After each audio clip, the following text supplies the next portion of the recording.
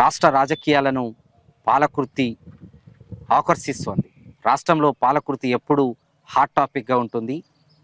Palakurthi incharge Jhansi Reddy పైన అనేక ఆరోపణలు, అనేక ఫిర్యాదులు, అనేక విధాలుగా ఆమె పైన డిస్కషన్లు, నిరసనలు, సోషల్ మీడియా వారు ఇదంతా నడుస్తుంది.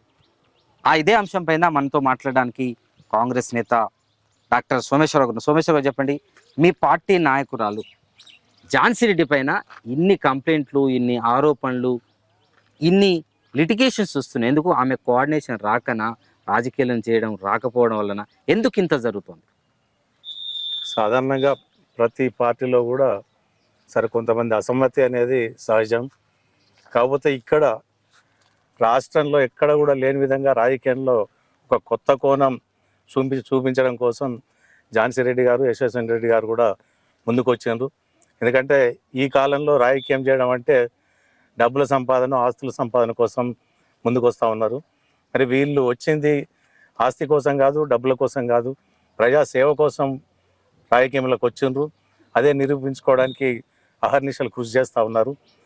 మరి ఆ విధంగా చేసేటప్పుడు కింద అనుచరగణంలో కొంతమంది ఇదే ఆలోచనతో, అంటే రాజకీయాన్ని మరి ఇవన్నీ ఉపయోగించుకొని డబ్బుల సంపాదన, వాళ్ళ ఆధిక్యతను ప్రదర్శించడానికో చేసే క్రమంలో ఈ రెండు ఆలోచనలు కూడా పోటీ పడ్డాయి.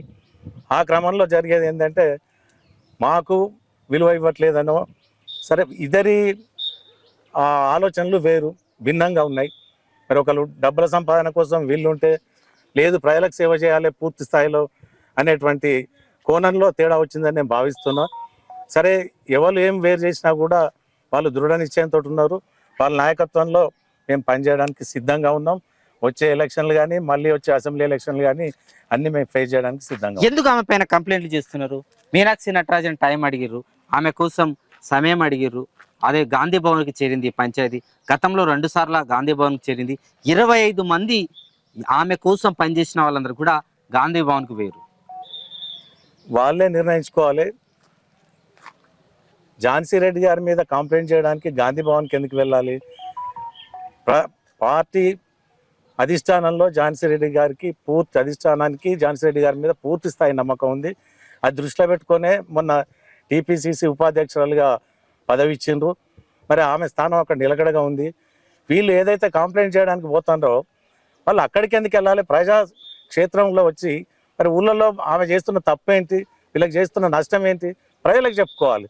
అప్పుడు వీళ్ళ విలువ ప్రజల్లో పెరుగుతుంది. కానీ ఏదో రాసి అక్కడికి పోయి ఆ మాటలు ఈ మాటలు చెప్పి ఆమె మీద ఏదో కంప్లైంట్ చేస్తామనేది అది దురుద్దేశం. మరి ప్రజలైతే దాన్ని నమ్మట్లేదు, వాళ్ళకి సపోర్ట్ లేదు. కేవలం వాళ్ళ వ్యక్తిగత లబ్ధి కోసం మాత్రమే చేస్తూ ఉన్నారు. సరే ఇంకో కోణం కూడా ఉంది దానికి. వీళ్ళు ఆల్రెడీ ఇంకో ప్రతిపక్షంతో మరి ఆల్రెడీ లింక్ అయిపోయి వాళ్ళతోటి సన్నిహిత సంబంధాలు కూడా కొనసాగిస్తున్నారు. త్వరలో వాటిని కూడా బహిర్గతం చేస్తాం. ఆమె ఏదైతే ప్రతిపక్ష ట్రాప్లో ఆమె కోసం పనిచేసిన వాళ్ళు పడి ఇదంతా కంప్లైంట్ చేస్తున్నారా? అవును, ఆ కోణం కూడా ఉంది. అతి త్వరలో దాన్ని కూడా బహిర్గత పరుస్తాం. ఆమె దీనిపైన ఎట్టి పరిస్థితుల్లో ఒకవేళ చర్యలు తీసుకోవచ్చు కదా. పీసీసీకి ఫిర్యాదు చేయొచ్చు, హైకమాండ్కి ఫిర్యాదు చేయొచ్చు. ఎవరైతే ఇలాంటి చర్యలు ఇలాంటి పనులకు పాల్పడుతున్నారో, పార్టీకి నష్టం చేయవు, వాళ్ళపైన చర్యలు తీసుకోవచ్చు కదా. ఎందుకు నెగ్లెన్సీ చేస్తున్నారు?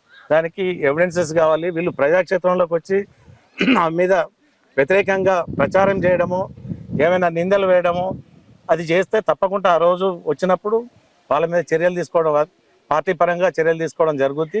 అది జరుగుతుందని నేను భావిస్తున్నాను. ఎందుకు పాలకుర్తే ఇంత రాష్ట్ర రాజకీయాల్లో చర్చకు దారితీస్తుంది? ఏదైతే ఝాన్సీ రెడ్డి నియంతలాగా పాలిస్తుంది పాలకుర్తిని, తాము జెండా మూసినాం, తాము గెలిపించుకున్నాం, కానీ కనీసం మమ్మల్ని లెక్క చేయడం లేదు, కొత్తగా వచ్చిన వాళ్ళకే ప్రయారిటీ ఇస్తోంది అనే ఆరోపణ వస్తుంది వాళ్ళ దగ్గర నుంచి. నియంత అనేదానికి కొత్త అర్థం సృష్టిస్తాను. ఆమె కేవలం ప్రజాక్షేత్రంలో ప్రజలకు సేవ చేయాలి, మరి ఎట్లాంటి కల్మషం లేనటువంటి రాజకీయం చేస్తూ ప్రజలకు సేవ చేయాలనేటువంటి ఆమె లక్ష్యం. మరి కొంతమందికి వాళ్ళ లక్ష్యాలు వేరే ఉన్నాయి. ఆర్థిక పరంగా కావచ్చు, రాజకీయం కావచ్చు, ఇక్కడ ఉండి ఇంకో పార్టీతోటి లింకులు పెట్టి పనిచేసుకోవడం కావచ్చు. ఉన్న పార్టీలో డిస్టర్బ్ చేసేటువంటి వ్యక్తిత్వం ఎవరికి ఉందో పాలకుర్తి ప్రజలకు అందరికీ తెలుసు, అందరు కూడా గమనిస్తున్నారు.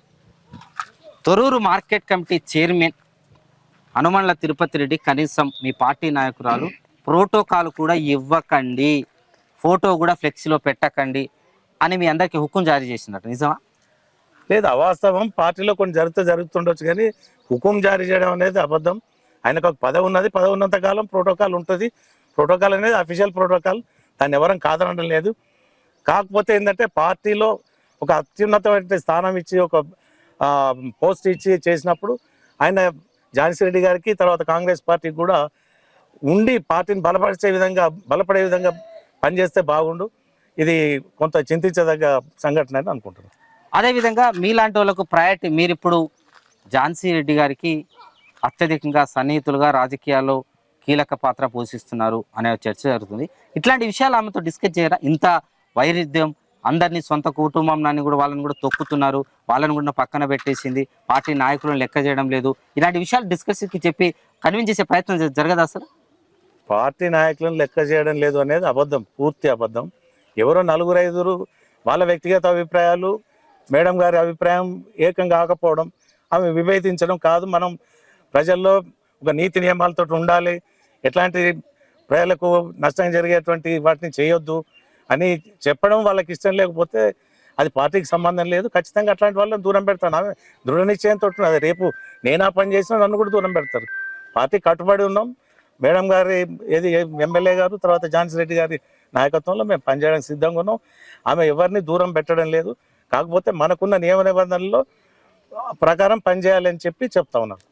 ఇప్పుడు ఇట్లా ఈ పార్టీలో ఇదే పరిస్థితి ఉంటే పార్టీ స్థానిక సంస్థల్లో ఎట్లా గెలుస్తుంది? పాలకుర్తి నియోజకవర్గంలో కాంగ్రెస్ పార్టీకి బలమైన పునాది ఉంది.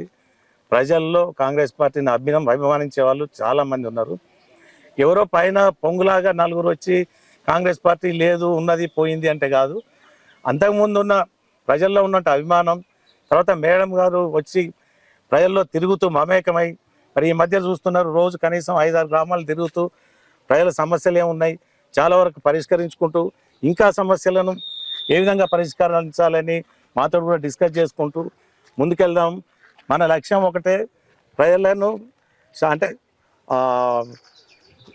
శాంతి భద్రతలు, తర్వాత వాళ్ళకి మనం ఇంకెక్కువ సేవ చేయగలుగుతాం అనే ఆలోచనతోటే ఉన్నారు. కొంతమంది ఏదో నియంతానో ఇదంతా అంటే నేను చూస్తున్నా అట్లాంటి వ్యక్తిత్వం కాదా అనేది ముక్కుచూటిగా ఉండి చేస్తాను. నేను చెప్పాను కదా, వేరే రాజకీయ నాయకులకు మేడం గారికి చాలా తేడా ఉంది. అది మనం ఫస్ట్ గుర్తించాలి. దానికోసమే ఈరోజు పాలకుర్తి నియోజకవర్గం తెలంగాణ రాష్ట్రంలో అందరి చూపు దీని మీద ఉంది. ఎందుకంటే అంతటా జరిగేది వేరు, ఇక్కడ జరిగేది వేరు. ఆమె లోపం లేదా? ఒకవైపు జనం కూడా అక్కడక్కడ నిరసన తెలుపుతున్నారు. ఒక లోపం ఉంది కాబట్టే కదా నిరసన తెలుపుతున్నారు. ప్రజాక్షేత్రంలో వ్యతిరేకత కేవలం ఝాన్సీ రెడ్డి గారి పైన ఎందుకు వస్తోంది? ఇప్పుడు ఒక బాధ్యత తీసుకొని పార్టీ పరంగా పనిచేస్తున్నప్పుడు ఎమ్మెల్యే గారు ఉన్నారు, వారికి ప్రోటోకాల్ ఉంటుంది. పార్టీ పరంగా ఝాన్సీ రెడ్డి గారు పనిచేస్తున్నారు. మరి ఒక బాధ్యత తీసుకున్నప్పుడు కొంతమందికి రావాల్సిన ఏది ఇండ్లు, ఇందిరా ఇండ్లు కానీ ఇంకేమన్నా కావచ్చు, రానప్పుడు వాళ్ళ కొంత అసంతృప్తి కారణం ఉంటుంది. దాన్ని ఎట్లా చేయాలి, వాళ్ళకి అర్హులు కాదా, అర్హులు కాని వాళ్ళని కూడా కొంతమంది వచ్చి అడుగుతూ ఉన్నారు. వాళ్ళకు సమాధానం చెప్పి దాన్ని ఎట్లా చేయాలో చేస్తున్నాం. కాకపోతే ఇంకొంత ఏంది అంటే, ఎవరైతే మొన్నటిదాకా పాలించి ఉన్నారో పాపం ప్రతిపక్షంలో ఉండలేక అక్కడిక్కడ గొడవలు పెట్టించే ప్రయత్నాలు కూడా కొన్ని జరుగుతూ ఉన్నాయి. దాన్ని పూర్తి స్థాయిలో ఎదుర్కొంటాం. ఎక్కడ కూడా ఎట్లాంటి సమస్యలు లేవని చెప్తలేము, అన్ని సాధ్యమయ్యే సమస్యలే. ఎవరైతే మాకు అంటే అసంతృప్తితో ఉన్నారో వాళ్ళను కూడా తృప్తిపరిచే విధంగా వాళ్ళ సమస్యలు మేడం గారి సహకారంతో మేము మేడం గారు అందరం కలిసి వాళ్ళను చేస్తాం. చివరిగా మీరు చెప్పండి, ఒకవేళ పార్టీ జెండా మోసిన మేము కావాలన్నా, కొత్తగా పార్టీలోకి వచ్చిన వాళ్ళు కావాలన్నా అనే ఇదే నినాదంతో పిసిసిని, మీనాక్షి నటరాజన్ని, సీఎంను కూడా 25 నుంచి 30 మంది కలవబోతున్నారు. ఇప్పుడు ఒకటే పార్టీ జెండా అంతకుముందు మోసినామంటే ఇప్పుడు మేము మోస్తున్నాము, వాళ్ళు కూడా మోయాలి. పార్టీ జెండా మోసినప్పుడు ఏంటంటే పార్టీ నిబంధనలకు ప్రభుత్వం ఉంది, పార్టీకి అధిష్టానం ఉంది. అందరి నియమానుసారంగా మనం నడుచుకున్నప్పుడే పార్టీకి కట్టుబడి ఉన్నట్లు లెక్క. కాదు అని మన వ్యక్తిగత ఎజెండాలు పెట్టుకొని పనిచేసినప్పుడు పార్టీ జెండా మోసినట్లు మోసి ఉండొచ్చు, కరెక్టే.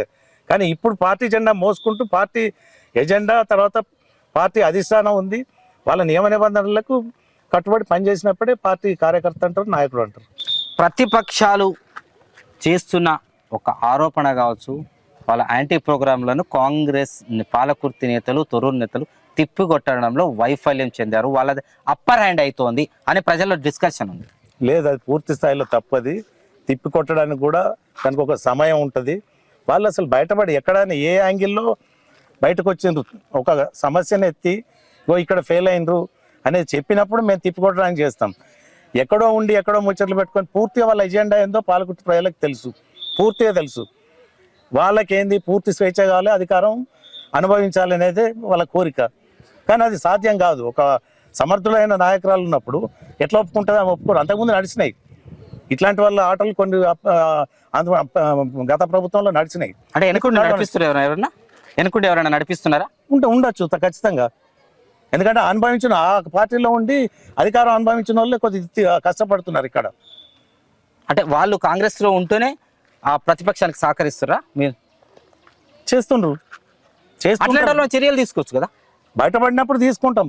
అది అధిష్టానం ఈ ఫిర్యాదు చేస్తామని అంటున్నారు. వాళ్ళు చేసిన ఏదైతే కంప్లైంట్ చేయబోతున్నారో దాంట్లో నిజానిజాలు ఏంటో అధిష్టానం తెలుసుకుంటుంది కదా. తెలుసుకున్నాక తర్వాత ఒకవేళ మీరు సంక్షేమము నిజంగా పాలకుర్తిలో, తొర్రూరులో కాంగ్రెస్ నాయకురాల ఎమ్మెల్యే అదే ఝాన్సీ రెడ్డి పాలన సరిగా ఉంటే ఎందుకు ఇంత డిస్టర్బ్ అవుతుంది పార్టీ? పార్టీ డిస్టర్బ్ ఎక్కడ కాలేదు, మీరు తప్పు మాట్లాడుతున్నారు. పార్టీ పటిష్టంగా ఉన్నది. ఎందుకంటే నేను ఇక్కడ వాళ్ళు ఫిర్యాదు చేసిన అంశాలను మాత్రమే వాళ్ళు గాంధీ భవన్ మెట్లెక్కితేనే మేము ప్రశ్నిస్తున్నాం, ఆ ప్రశ్నలు లేవనెత్తున్నాం. వాళ్ళు మీనాక్షి టైం అడిగితేనే మేము మిమ్మల్ని ఈ ప్రశ్నలు అడుగుతున్నాం తప్ప మా వ్యక్తిగత టైం అడిగి ఉండొచ్చు. ఆ టైం కంప్లైంట్ ఏమైతే ఆరోపణలు ఏం చేస్తారో అవి బయటకు వచ్చినాక ప్రజాక్షేత్రంలోనే మాట్లాడతాం. అవి ఎక్కడో వచ్చి గాంధీ భవన్లో కంప్లైంట్ ఇస్తే అక్కడ మాట్లాడాల్సిన అవసరం లేదు. ఏం కంప్లైంట్ ఇచ్చారో ఇచ్చినాక మాకు తెలుస్తుంది. తెలిసినాక అప్పుడు ఏదో ఆరోపణలు ఉంటే ప్రజలనే చెప్పండి. ప్రజలనే చెప్తే ఇంటెలిజెన్స్ రిపోర్ట్ కూడా పోతాయి కదా. గాంధీ భవన్ మెట్లు ఎక్కి అక్కడ పోయి తీసుకోనివ్వండి, ఆ స్వాతంత్రం వాళ్ళకు ఉన్నది, చేసుకోనివ్వండి. అదేందో బయటకు వచ్చినాక మేము చెప్తాం. మీలాంటి వాళ్ళు పార్టీలో చేరిన తర్వాత మీ ప్రయారిటీ పెరగడం వల్ల పాత వాళ్ళను ఝాన్సీ రెడ్డి తొక్కేసింది, ఆ ఆవేదన వాళ్ళలో చాలా బలంగా ఉన్నట్టు తెలుసు. అది తప్పు. నేను ఎవరి స్వేచ్ఛకు అడ్డం పోను. నేను గతంలో కూడా ఒకసారి చెప్పిన, నేను రాజకీయాల్లో సరే నాకు తోచినంత వరకు నీతిబద్ధంగా మరి సేవ చేద్దామనే ఉద్దేశంతో వచ్చినా, నాకు వ్యక్తిగతంగా ఎట్లాంటి స్వార్థపూర్తి ఆలోచనలు లేవు. నా వల్ల ఎవరు కూడా బహిర్గతంగా చెప్పాలి, నా వల్ల ఏం కష్టం జరిగితే నేను ఎవరినేం చేయలేదు. నేను చేరిన రోజు నుంచి ఒక సామాన్య కార్యకర్తలాగా బాధ్యత తీసుకొని పనిచేస్తున్నా. మేడం గారు చెప్తే ఈరోజు దేవరూపులకు పోయి కూడా అక్కడ మంచిగా ఉంది, పార్టీ చాలా బాగున్నది.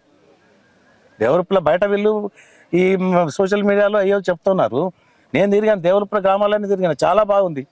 ఇది పాలకుర్తిలో జరుగుతున్న రాజకీయ పరిణామాలపై కాంగ్రెస్ నేత డాక్టర్ సోమేశ్వరరావు స్పందన. వీడియో జర్నలిస్ట్ శ్రావంతో రమేష్, జిల్లా న్యూస్.